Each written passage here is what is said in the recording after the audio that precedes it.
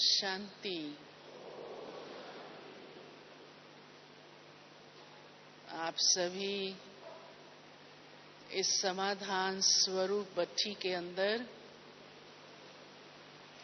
बहुत अच्छी तपस्या कर रहे हैं।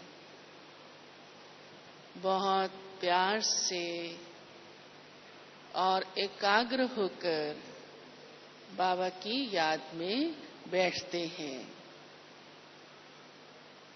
और बच्ची के अंदर बहुत सूक्ष्मता की तरफ धीरे धीरे पहुंच जाते हैं, क्योंकि इस समय आपका पूरा ध्यान अपनी ओर है कि मुझे अपना ट्रांसफॉर्मेशन करना है। तो जितना हम सूक्ष्मता में जाते हैं तो सहज हम हर बात को महसूस कर सकते हैं। तो आज का अभी यही विषय है, श्रेष्ठ वृत्ति से वायुमंडल परिवर्तन। बहुत भाई बहने ये चाहते हैं, पूछते भी हैं कि हम कैसे प्यारे बाप दादा की इस बात को पूरा करें, प्रैक्टिकल लाएं। क्योंकि वर्तमान समय बहुत बहुत आवश्यक है वायुमंडल को ठीक करना, वायुमंडल को अच्छा बनाना, श्रेष्ठ बनाना। चाहते हैं ना आप सब? बोलिए। हाँ जी। क्योंकि सारी दुनिया क्या बन गई है? बिल्कुल तमो प्रधान। आप सब अच्छी तरह जानते हैं ये बात। कैसी हालत हो गई है इस संसार की। एक बार बाप दादा का संदेश आया था, बहुत वर्ष पहले की बात है, मैं समझती हूँ 20-25 वर्ष हो गए होंगे। हमारी ही बच्ची थी, तो बाप दादा ने कहा था आने वाला समय ऐसा होगा कि चारों तरफ का वायुमंडल बहुत खराब होगा और उसमें 13 प्रकार के बाबा ने कहा था भूत होंगे, समस्याएं होंगी। और आज आप देख रहे हैं कि कितनी तेजी से सारे संसार का वायुमंडल क्या बन गया है, क्या क्या हो रहा है। कितनी एकदम तमो प्रधानता उच्च उस तक पहुंच चुकी है। कितनी समस्याएं हैं, चारों तरफ विकारी वातावरण बन गया है। ऐसी ऐसी घटनाएं घट रही हैं जो सुनकर रोंगटे खड़े हो जाते हैं। मनुष्य का हृदय वो हो जाता और कहते हैं ये तो हम कभी सपने में भी नहीं सोच सकते थे। कैसी कैसी बीमारियां, नई नई बीमारियां जिनका कभी नाम तक नहीं होता था। प्रकृति देखो कैसी हो गई है। ईवल सोल्स का कितना प्रभाव चारों तरफ है। क्या क्या है। अब ऐसे तमो प्रधानता को, ऐसे इतने दूषित वातावरण को, विशियस जिसको कहेंगे, कौन परिवर्तन कर सकता है? दुनिया की कोई ताकत नहीं, संसार में कोई ताकत नहीं, कोई ऐसी सत्ता नहीं जो बदल सके, नहीं तो इतनी गिरावट होती ही नहीं, हालात बिगड़ते ही नहीं। कोशिश सुधारने की करते हैं, रिजल्ट नेगेटिव जाती है। तो ऐसे को इस प्रकार ऐसा वायुमंडल अच्छा बनाना, उसको परिवर्तन करना, ये ईश्वरीय ताकत ही है। और प्यारे बाबा के हम बच्चे, जिनका संबंध सर्वशक्तिवान समर्थ परम सत्ता के साथ है, बाबा कहते आप ही बच्चे इस वायुमंडल को बदल सकते हैं। क्योंकि इसके लिए किसी साधन की जरूरत नहीं, किसी ताकत की जरूरत नहीं, किसी कला या विद्या की जरूरत नहीं, कुछ भी नहीं चाहिए। जो भी आज दुनिया के जितने भी कोई माध्यम है, कैसे भी, चाहे सुलटे चाहे उल्टे, उल्टे भी हैं, उसमें किसी में भी जाने की जरूरत नहीं। सिर्फ और सिर्फ प्यारे बाबा ने हम बच्चों को बहुत सहज विधि दी है। बच्चे, आप अपने आप को अंदर से सूक्ष्म मानव आत्मा की जो वृत्ति है, हमारी जो वृत्ति है, सिर्फ उसे शुद्ध रखो बस। वृत्ति से स्वतः ही वायुमंडल बनता है। जैसी वृत्ति होती है, कहते ना, वैसी ही दृष्टि, फिर वैसी ही कृति और फिर वैसी ही आकृति।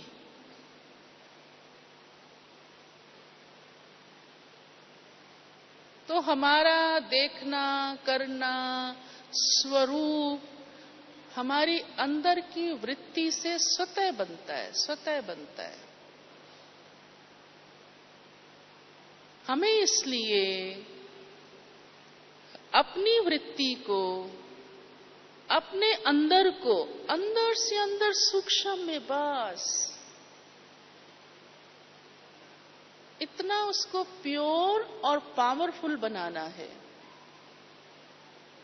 जितनी जितनी हमारी वृत्ति शुद्ध होगी, शक्तिशाली होगी, स्वतः अपने आप उसके वाइब्रेशन चारों ओर फैलेंगे, चारों ओर फैलेंगे।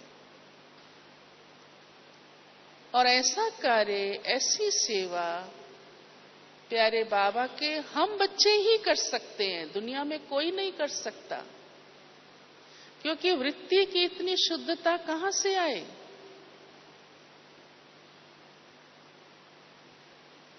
और हम सब राजयोगी सदा अपने मन वचन कर्म को श्रीमत पर चलाने वाले, चलने वाले, एकदम शुद्ध प्रवृत्ति के संस्कारों वाली आत्मा बन रही है। तो वृत्ति एक प्रकार का बीज है।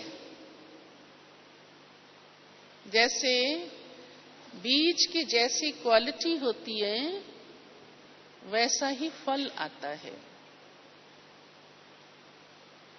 हमारी वृत्ति जितनी शुद्ध होती जाएगी, रिजल्ट स्वतः आएगा। हमें उसका चिंतन नहीं करना। कई बार उल्टा हो जाता है। ब्राह्मण भी बार बार वायुमंडल का ही चिंतन करते रहते हैं। देखो ना ऐसा हो गया है, देखो ना, हाँ दुनिया में ऐसा हो गया, देखो ना ये ब्राह्मण भी ऐसा है, हाँ ये सेंटर पे भी ऐसे होता है, हमारे घर में भी ऐसे होता है, वायुमंडल ही खराब हो गया, उसने ऐसे कर दिया, उसने ऐसे कर दिया। ये हम और ही वायुमंडल को खराब करने के, कमजोर करने के निमित्त बन जाते हैं और ही अपनी वृत्ति में भी किचड़ा इकट्ठा कर लेते हैं।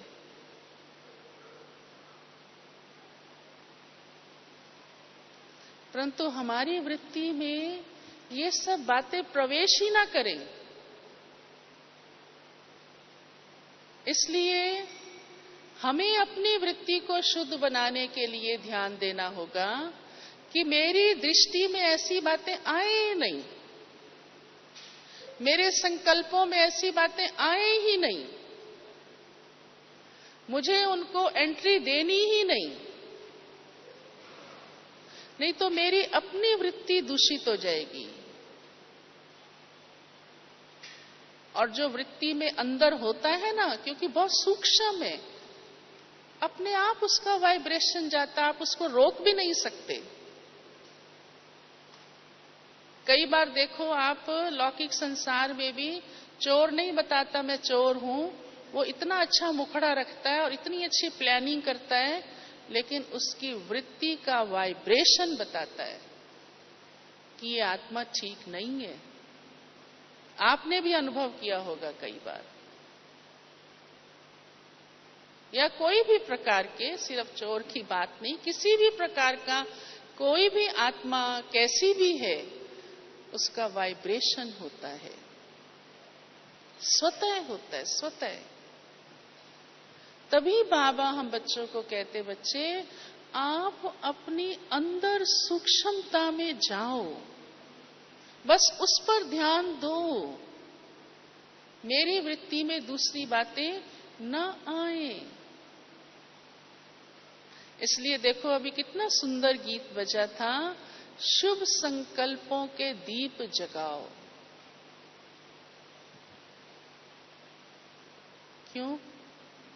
क्योंकि हमारा जितना शुभ चिंतन होगा, शुभ देखना होगा, शुभ सोचना होगा, तो हमारी अंदर की भावनाएं बहुत शुद्ध रहेंगी, हमारी वृत्ति शुद्ध रहेगी। हमें इसलिए एंट्री ही नहीं देनी अंदर। और बाबा की इसके लिए हमको श्रीमत है, बच्चे see no evil, talk no evil, do no evil, even think no evil.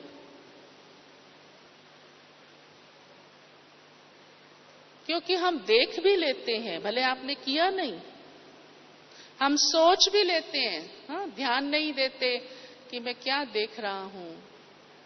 कई बार सोचते हैं नहीं हमने देखा ही तो है, मेरे पर इसका कौन सा असर होना है। परंतु वो कहीं न कहीं हमारे जहन में, अंदर वृत्ति में उसका प्रभाव पड़ता ही है। ना पड़े ये हो नहीं सकता, क्योंकि आंखों से देखने वाली कौन है? आत्मा है ना। और देखा तो आत्मा का संकल्प हुआ ना वैसा।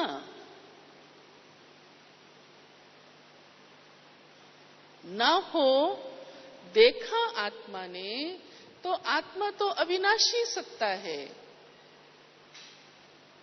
वो ऐसे ही चला गया, ऐसा नहीं हो सकता। एक भी संकल्प हमारा जो चलता है, चाहे सुनकर, चाहे देखकर, हाँ, चाहे बोलकर, चाहे कुछ भी नहीं किया आपने, सिर्फ एक दृश्य को आपने निहारा, वो भी हमारी वृत्ति में चला जाता है। इसलिए उससे हमारी वृत्ति वैसी बनती है। कई बार देखो, कई आत्माएं ऐसी संपर्क में आती हैं, आप उन्हें कई बार कितना समझाते हैं, सोचते हैं आपके मन में है ये ठीक हो जाए, तो आपको पता चलता है कि इसको कितना भी समझाओ, इसकी तो वृत्ति ही ऐसी है, प्रवृत्ति ही ऐसी है, ये बदल नहीं सकता।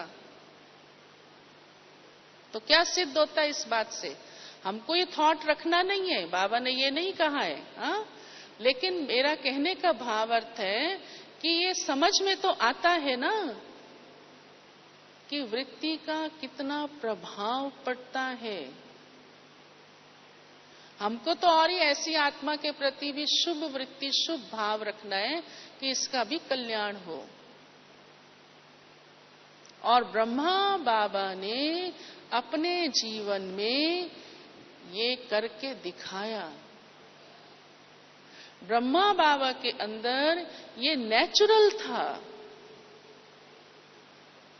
कि हर आत्मा के प्रति, हर आत्मा, चाहे पास की थी चाहे दूर की थी, चाहे फेवर में थी चाहे नहीं थी,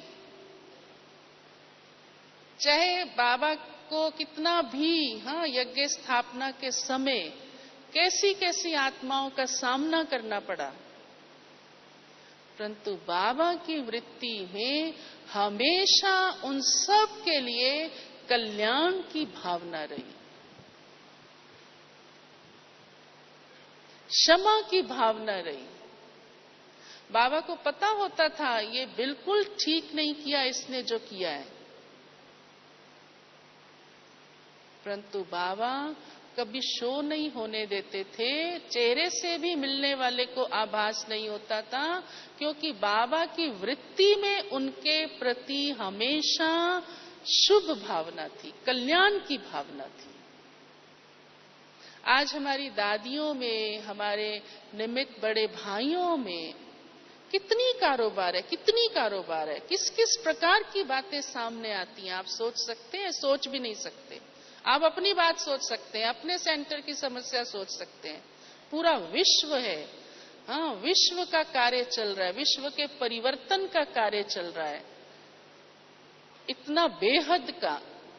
और सभी प्रकार की आत्माएं, कोई एक लेवल की आत्माएं यहां नहीं आती, हर वर्ग की, हर स्तर की, हर आयु भाषा लिंग वाली। तो कैसे चलाते हैं? अंदर वृत्ति में बहुत शुद्धता है, कल्याण की भावना है, रहम की भावना है कि इसका भला हो। चाहे कभी कोई ऑफिशियल रूप भी रखना पड़ता है तो भी अंदर अंदर में अंदर सूक्ष्म ये भरा हुआ है कि इसका भला हो, कल्याण हो, रहम है, क्षमा भाव है। और इसीलिए बाबा का ये कार्य तेजी से आगे चल रहा है, कार्य रुकने वाला नहीं है। पर हम सबको एक एक ब्राह्मण को, एक एक को, चाहे छोटा है या बड़ा, आयु से या ज्ञान के आयु से, या कारोबार से, किसी भी बात में, लेकिन वह इस बात के लिए निमित्त है, जिम्मेवार है कि उसे वायुमंडल बहुत श्रेष्ठ बनाना है। चाहे वो कहां पर भी खड़ा है, चाहे घर में है, सेंटर पे है, ऑफिस में है, देश में है, विदेश में है, किसी भी कारोबार में है, परंतु हर ब्राह्मण बच्चे की ये जिम्मेवारी है, वह निमित्त है कि उसे विश्व परिवर्तन में आज की इस दुनिया के वायुमंडल को परिवर्तन करना ही है।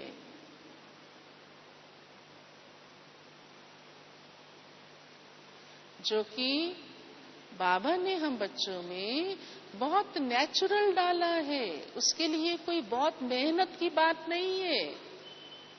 वैसे भी आप देखो, अच्छी अच्छी चीजें, अच्छी अच्छी बातें सुनना अच्छा लगता है ना? अच्छा लगता है ना? आप सबको भट्टी में क्यों मजा आ रहा है? अच्छी अच्छी बातें सुन रहे हो, इसीलिए मजा आ रहा है ना? अच्छे अच्छे को देख रहे हो, सब हमारे बड़े ब्राह्मण निमित्त, उन सबको देख रहे हो, सुन रहे हो। कल दादी जी द्वारा भी सुना है ना, ब्रह्मा भोजन खा रहे हो, बढ़िया बढ़िया भोग खा रहे हो, कितना अच्छा योग लगा रहे हो, रोज वरदान मिलते हैं, वायुमंडल कितना अच्छा है, और दैवी परिवार चारों ओर दिख रहा है आपको, इसलिए कितना अच्छा लग रहा है। तो अंतरात्मा अंदर से कितनी सुख महसूस करती है ना? तो हमारा स्वभाव क्या है देखा जाए तो? क्या है? अच्छा अच्छा सुनना, अच्छा अच्छा देखना, अच्छा अच्छा अपने पास रखना, अच्छा अच्छा समाना, है ना? हाँ, कोई आपको खराब खराब चीजें दे, आप लेके रख लेंगे? कहेंगे क्या बेकार की लाया है, और ही अपने को क्या महसूस करेंगे कि इसने मुझे इसी योग्य समझा है। अच्छा नहीं लगेगा आपको। इसी प्रकार हम अपने जीवन काल में हम बाबा के बन गए। हमारा जीवन बहुत ऊंचा, बहुत श्रेष्ठ है, साधारण नहीं। हमें सब कुछ अच्छा अच्छा ही सोचना है, अच्छा अच्छा ही देखना है, अच्छा अच्छा ही अपने पास बात रखनी है, और दूसरी हमको रखनी ही नहीं, देखनी भी नहीं, हमें पसंद ही नहीं। छोटे बच्चे को भी अगर कोई चीज ठीक नहीं लगती ना, पसंद नहीं आती, वो कहता है मुझे नहीं चाहिए, फेंक देता है। माँ समझती है शायद कभी काम आ जाए, रख ले, कहेगा नहीं ये बड़ी गंदी पेंसिल है, बड़ी गंदी रबड़ है, मैं टच नहीं करूंगा इसको। हाँ? तो हमको भी अपनी ये नेचर बनानी है। जो बात अच्छी नहीं, हमें नहीं सुननी, हमें नहीं देखनी। तो जितना हमारी हर चीज से, हर बात से, हर व्यक्ति से गुण देखने का स्वभाव बनता जाएगा, आपकी वृत्ति अपने आप शुद्ध होती जाएगी।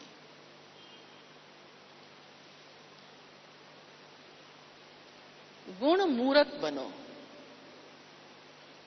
और गुण मूरत बनने से तो आपकी पर्सनैलिटी बहुत अच्छी डिवाइन हो जाएगी।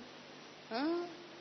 आप दिव्य आत्मा बन रहे हैं। आप चाहते हैं कि आपकी डिवाइन पर्सनैलिटी बने, चाहते हैं ना? हाँ, सब चाहते हैं, सब ब्राह्मण चाहते हैं। नया भी होगा ना, वो भी चाहता है बहन जी जल्दी ही बन जाए, हमको तो टाइम भी नहीं मिला, आप सबको तो टाइम मिला। हाँ? हर एक चाहता है। और जब हम गुण देखते हैं तो अवश्य ही हमारी वृत्ति गुण देखते देखते, अच्छा सोचते सोचते, शुभ संकल्पों को रमण करने से वृत्ति की शुद्धता होती जाती है, क्योंकि उसका प्रभाव पड़ता है हमारी अंतर आत्मा पर, हमारी फीलिंग्स पर, हमारी सूक्ष्मता पर। ऑटोमेटिकली पड़ता है, ऑटोमेटिकली।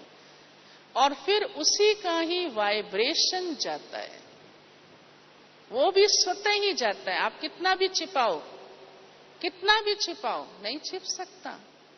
मान लीजिए आप कोई दो बहनें या दो भाई आपस में किसी का परचिंतन कर रहे हो, मिसाल के तौर पे, और कोई व्यक्ति पास में आता है। अब आप नहीं कर रहे क्योंकि एक थर्ड प्राणी आपके पास आ गया, परंतु आपके उस पहले किए हुए का, क्योंकि आपने मुख से बोला है, आपके अंदर है, हाँ, अंदर है। उस समय चाहे आपने स्टॉप कर दिया, परंतु उसका वाइब्रेशन जाता है। सिर्फ उस प्राणी तक नहीं, पूरे वायुमंडल में जाता है। आप उसे रोक ही नहीं सकते, क्योंकि ये सूक्ष्म शक्ति है। वृत्ति इतनी सूक्ष्म है क्योंकि आपकी वृत्ति में है वो, तभी तो आप कर रहे हैं ना। चाहे सुन रहे हैं चाहे नहीं कर रहे हैं, मान लीजिए सुन नहीं रहे हैं, कहते मैंने कुछ कहा थोड़ा, मैंने सुना ही तो, परंतु वो आपके अंदर गया गया।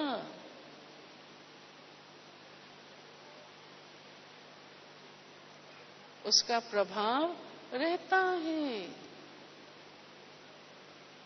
एक बार एक राजा और मंत्री, उनके आपस में बहुत अच्छे संबंध थे।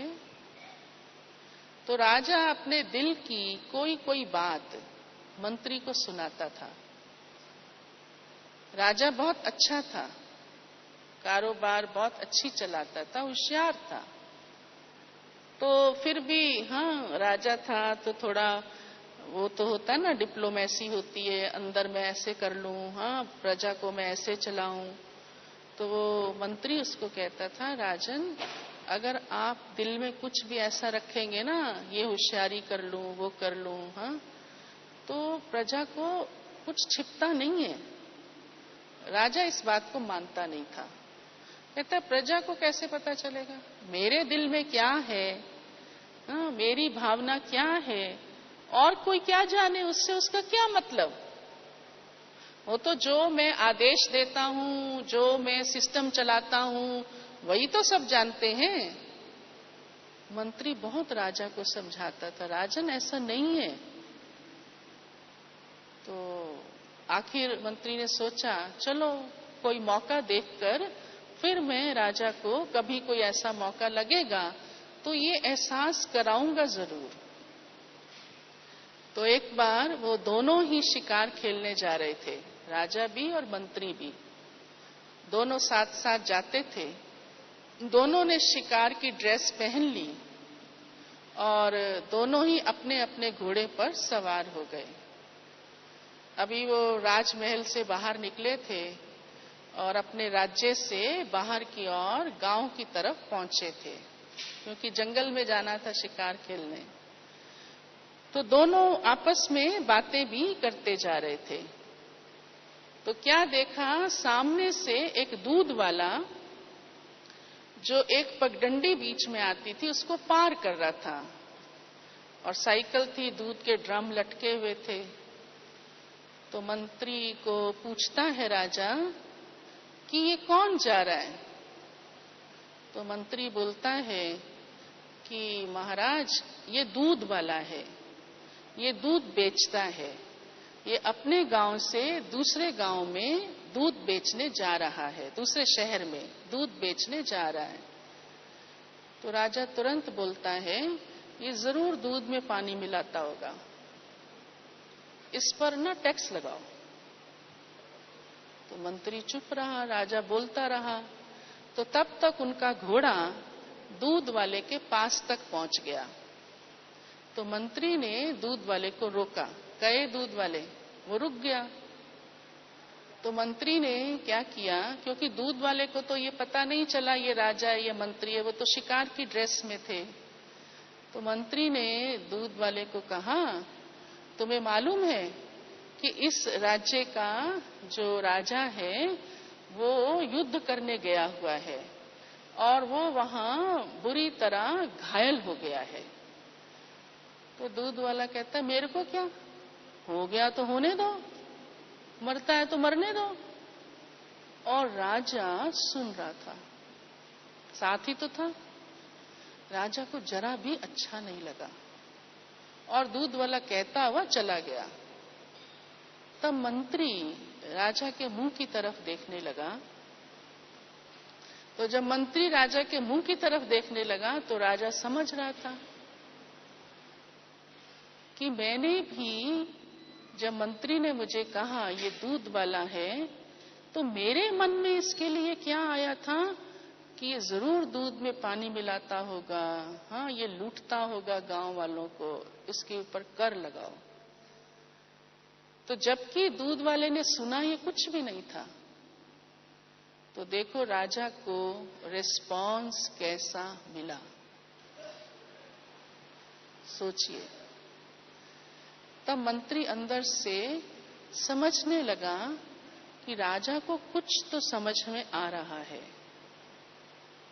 कि मेरे मन में उसके लिए, मेरी वृत्ति में उसके लिए कैसी विचारधारा, हाँ कैसी फीलिंग थी।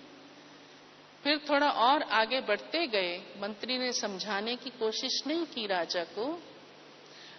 आगे बढ़े तो एक बुढ़िया, क्योंकि जंगल आ गया था, वहां से लकड़ी काटकर, छोटी छोटी पतली पतली लकड़ी काटकर उसका गट्ठड़ बनाकर सिर पे रख के आ रही थी। तो राजा ने दूर से ही देखा एक बुढ़िया आ रही है और उसके सिर पर लकड़ी का गठड़ा है। तो राजा मंत्री को कहता है, मंत्री ये बुढ़िया आ रही है और इसके सिर पर लकड़ी का गठड़ा है, इतनी वृद्ध है, क्या मेरे राज्य में ऐसे लोग भी हैं जो इतनी मेहनत करते हैं और इतना कष्ट का जीवन जी रहे हैं? तो मंत्री ने कहा, हाँ राजा, बहुत लोग ऐसे हैं। तो राजा ने कहा, अरे इस बुढ़िया को तो राज खजाने से मदद मिलनी चाहिए और इसको कहो कि कल ये राज दरबार में पहुंचे।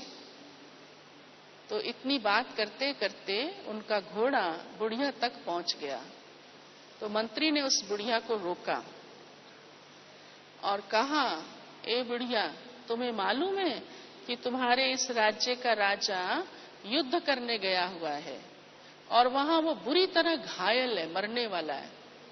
तो बुढ़िया बिचारी तो एकदम उस गठड़ी को फेंक करके और छाती पीटने लगी कि हे भगवान, ये तू कैसा अन्याय कर रहा है, मेरी जान ले ले, मुझे बुला ले, हमारे राजा को सलामत रख। तो राजा सुन रहे थे। राजा को बड़ा अच्छा लगा। आपको भी अच्छा लगा ना? तभी ताली बजाई। हाँ? तो राजा समझ गया कि मैंने भी इसके लिए बहुत अच्छा सोचा था, मेरे मन में भी, हाँ, मेरी जहन में भी आया कि ये बुढ़िया को मदद मिलनी चाहिए। तो मंत्री ने फिर राजा की ओर देखा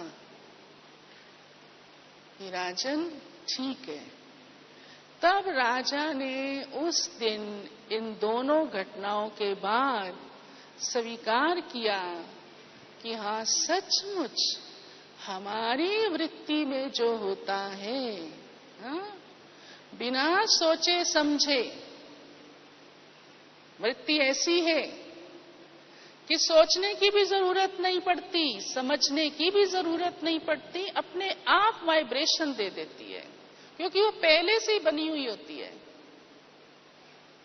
जो कुछ हमने किया होता है, जो हमने देखा होता है, बोला होता है, सुना होता है, जैसे कर्म किए होते हैं, वैसे कहते सोच समझ के करो, हाँ, कहते हैं ना ऐसे।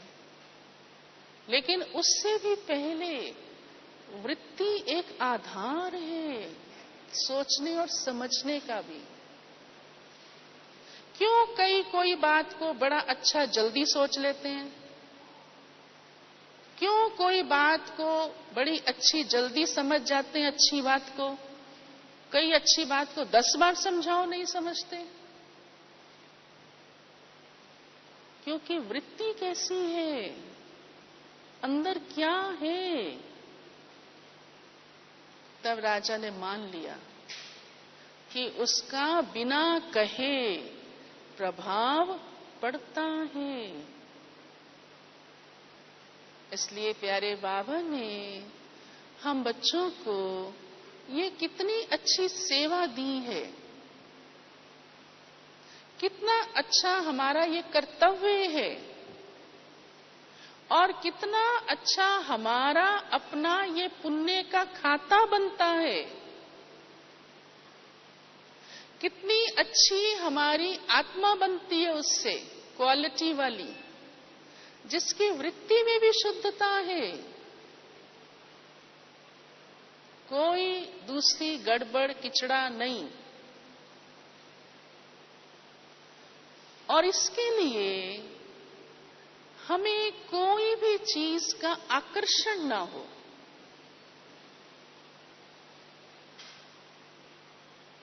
जैसे अब समय को देखते हुए, क्योंकि हमारी रिटर्न जर्नी है, अब हमें क्या चाहिए? क्या चाहिए? चाहिए कुछ? सब कुछ तो बाबा ने आपको दिया है, सब कुछ तो दिया है। कितना अच्छा मन आपको दिया है, कितनी अच्छी बुद्धि आपको दी है, कितनी अच्छी समझ मिली है, कितने अच्छे कर्म आप कर रहे हैं, वैसे आपके संस्कार बन रहे हैं। क्या चाहिए? यही तो सभी प्राप्तियों का आधार है। हमारी दादियों का कहीं कोई आकर्षण नहीं है। हाँ, जिसको हम वैराग भी कहते हैं, लेकिन ऐसा वैराग जो सुख देने वाला है, जिसमें कोई मेहनत कष्ट नहीं है। वैराग दुनिया में भी कईयों को आता है। हाँ, कोई इच्छा पूरी नहीं हुई तो भी वैराग आ जाता है, वो कोई वैराग नहीं कहलाता। कहते हैं आज से तो मुझे ये इस तरफ देखना भी नहीं है, मुझे चाहिए ही नहीं। क्यों नहीं चाहिए? क्योंकि मिला नहीं। हाँ, उसको बाबा वैराग नहीं कहता।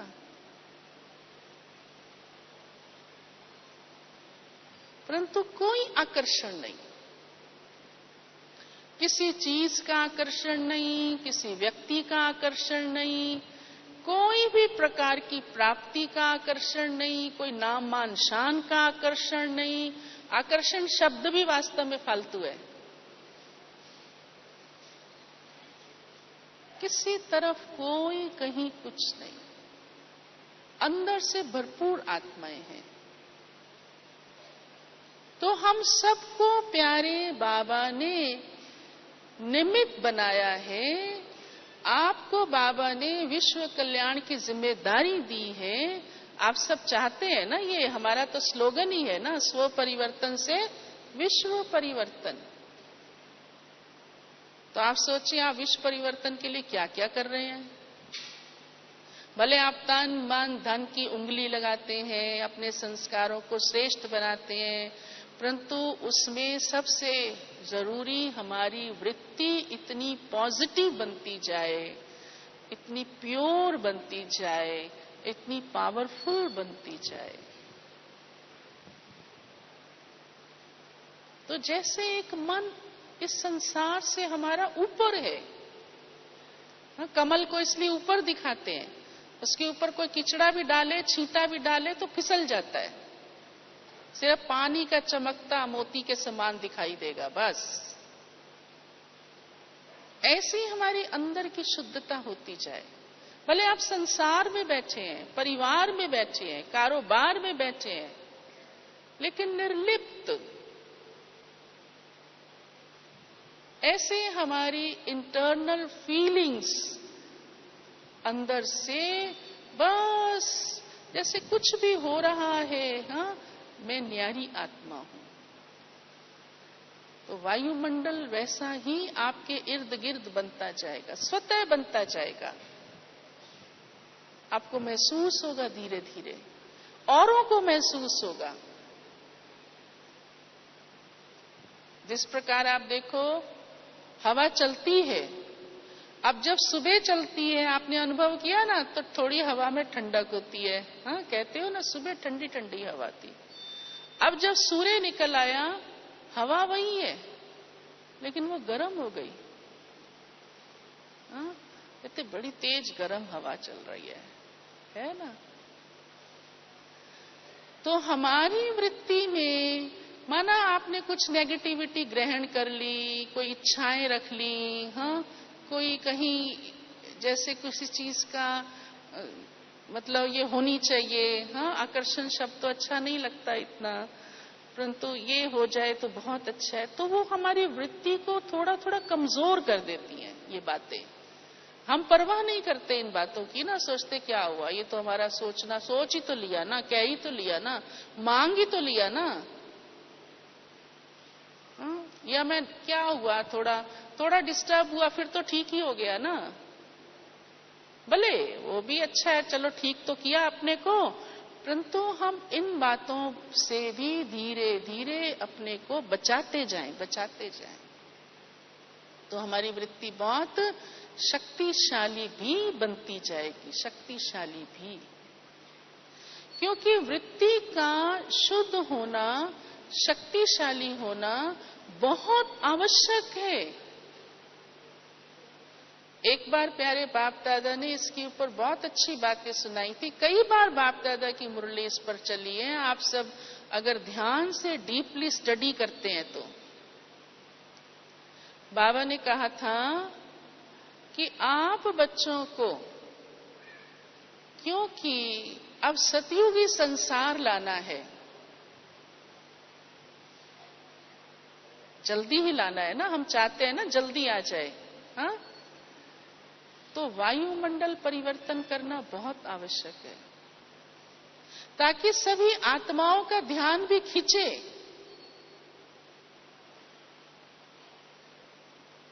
और वो वृत्ति से ही संभव है। जितनी आपकी वृत्ति शुद्ध और श्रेष्ठ होगी, शक्तिशाली होगी। दूसरी बात, हम आत्माओं को परमात्मा के समीप लाना चाहते हैं।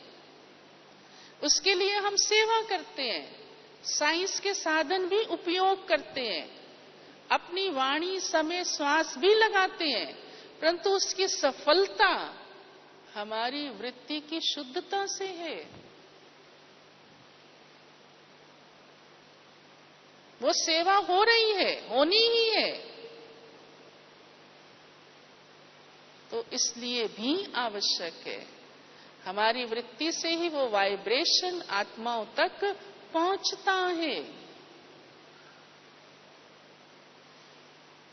तीसरी बात बाबा ने कही थी कि बच्चे, आपको अन्य आत्माओं के प्रभाव से भी बचना बहुत जरूरी है।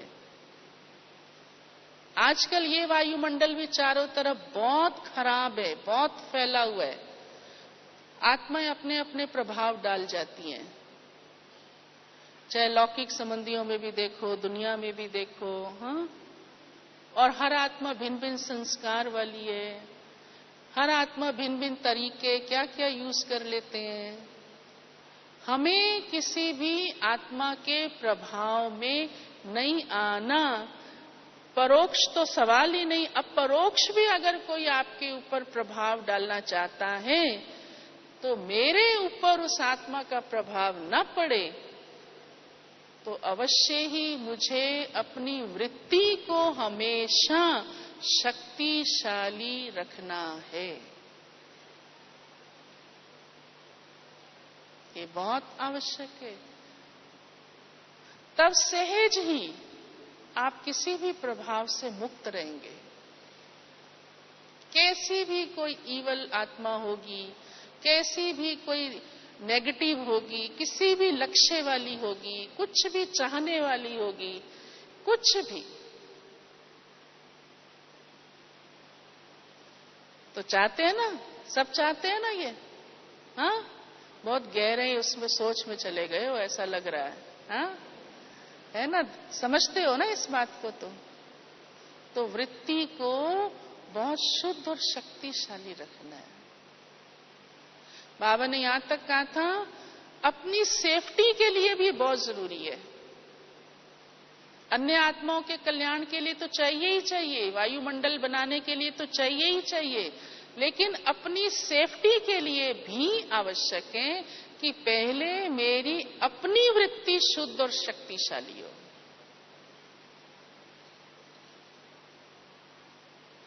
समझा? हमारे वरिष्ठ भाई बहनों की अवस्था क्यों अच्छी रहती है, चाहे बात कुछ भी सामने आती है। हमारी दादियों की स्थिति इतनी ऊंची क्यों दिखाई देती है, चाहे सुनाने वाले कुछ भी सुना जाते हैं, क्योंकि उनकी अपनी वृत्ति बहुत शक्तिशाली है, बहुत प्योर है। तो हमारी भी अपनी सिक्योरिटी भी इसी में ही है। और भिन्न भिन्न प्रकार की बातों से, वायुमंडल की या प्रकृति की भी हम तभी सेफ रह सकते हैं, तब भी, क्योंकि ये हलचलें बढ़ेंगी, घटेंगी नहीं।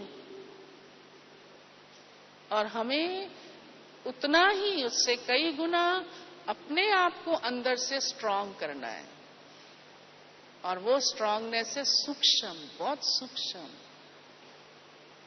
चाहे शरीर आपका कैसा भी हो, चाहे आसपास कुछ भी हो, चाहे हो या ना हो, परंतु मेरी अपनी अंदर की वृत्ति बहुत अच्छी, सूक्ष्म, स्ट्रांग रहे,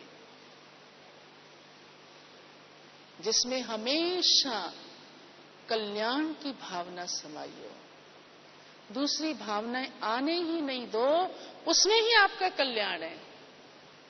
कई बार कई बहुत हद की उससे सोचते हैं, बहुत छोटे उससे सोचते हैं। अच्छा, मैं दूसरे का ही भला सोचती रहूं, मेरा भला कब होगा? मेरा भला तो होता नहीं। अरे आपका भला ही उसमें है जब आप दूसरे का भला सोचते हैं, क्योंकि लौट के वो आपके पास आना है। ये ऐसी कला है, लौट के आप ही के पास आएगा। समझा? तो आप अपने पास लौट के क्या आने देना चाहते हैं? अच्छी चीजें। तभी हमने पहले ही कहा कि वृत्ति एक सूक्ष्म बीज है जो एक बहुत सुंदर फल बनने वाला है। तो अगर आप बढ़िया फल चाहते हैं तो अपने वृत्ति रूपी बीज को प्योर रखो, कोई प्रकार का किचड़ा उसमें नहीं आने दो, तो वो आपके लिए सुखदायी बन जाएगी। तो अपने लिए भी ये बहुत आवश्यक है।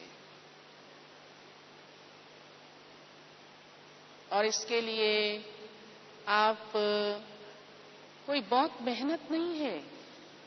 हाँ, हमने सहज बात सुनाई, हाँ, कि शुभ शुभ संकल्प करो, आत्मिक भाव रखो। जितना आत्मिक भाव होगा ना, आपकी भावना शुद्ध रहेगी कि इसका कल्याण हो, रहम आएगा, क्षमा आएगी कि क्षमा कर दो, मेरा क्या जाता है, और क्या जाता भी नहीं सोचना वास्तव में, क्योंकि मैं हूं ही इसी कार्य के लिए, हूं ही इसी कार्य के लिए। मेरा ये जन्म ही इसलिए है। और तीसरी बात, आप देने वाली आत्मा है, लेने वाली आत्मा है? बताओ। सब देने वाले बैठे हैं। अच्छा, वेरी गुड। फिर तो बाबा बहुत खुश हो रहा होगा कि ये दाता के बच्चे मास्टर दाता हैं।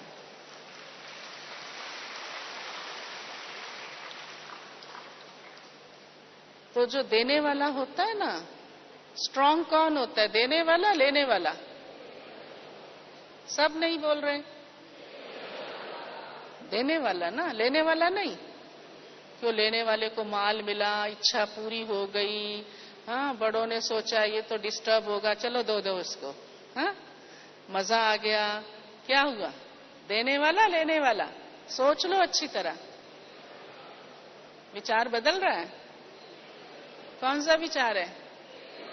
अभी भी देने वाला। अच्छा भाई, बड़े होशियार हो आप सब। हाँ, राइट राइट। हाँ, देने वाली आत्मा हमेशा स्ट्रांग होती है, भरपूर होती है, क्योंकि लौट के उसी के पास आता है, बढ़ता भी उसी का ही है। और आप क्या चीज देने वाले हो? अच्छी अच्छी या थोड़ी थोड़ी फालतू वाली भी? हाँ, थोड़ा गुस्सा दे दो, थोड़ी अच्छी तरह से किसी को ठिकाने लगा दो, हंगामा मचा दो, हाँ, अपनी मनवा लो। नहीं, ये भी तो देना ही है ना। हाँ, नहीं, नहीं। अच्छी अच्छी चीजें देने का मजा ही तभी है, नहीं तो मजा ही नहीं है। हाँ, अब तो जमाना भी ऐसा आ गया है, कोई किसी से हल्की घटिया चीज लेना भी नहीं चाहता। हाँ, वो भिखारी भी आता है ना। हम एक बार जा रहे थे, एक बार क्या अक्सर ही होता है ऐसे, तो भिखारी लग भी नहीं रहा था, व्यक्ति ठीक लग रहा था, मांगने लगा, तो हमने उसको 2 केले दे दिए, उसने पकड़े नहीं। मैं उसको बार बार कह रही हूँ, भैया ये अच्छे हैं, हम भी खा रहे हैं, हमारे पास भी उस समय रखे थे, 1-2 भाई लेके बैठे थे, खा रहे, ले लो। कहता नहीं ये नहीं चाहिए। तो मैंने कहा फिर क्या चाहिए? कहता पैसा। वो तो भिखारी था ना, क्योंकि पैसे का ही था। लेकिन हमने उसको दिए नहीं, बिल्कुल नहीं दिए। हाँ? क्योंकि वो तो हमारा कर्म का खाता बन जाएगा, हमें पतित आत्माओं को थोड़ा कुछ देना है। हाँ, कल्याण की भावना रखनी है। हमने उसी समय संकल्प किया उसके लिए, हे आत्मा तुम परमात्मा की संतान हो, तुम भटको मत, बस इतना संकल्प करके चल पड़े। और वो 2 केले फिर किसी और को दिए, उसने तो स्वीकार ही नहीं किए। हाँ? तो हमको अच्छा अच्छा सबके लिए, ये ताकत तो आपके पास बहुत है। तो ईश्वरीय सेवा में हमें हमारे पास जो कुछ है, हाँ, जिसे आप अब तक अपना समझते आए, अब तो आप बाबा का समझते हो, तन मन धन समय, हाँ, वो लगाओ। और अन्यों की सेवा में विश्व की आत्माओं के लिए जो आपको भगवान ने दिया है, कितना सुख, शुभ भावनाएं, प्रेम, शांति, उसके वाइब्रेशन फैलाओ। ये है वृत्ति की शुद्धता और शक्ति।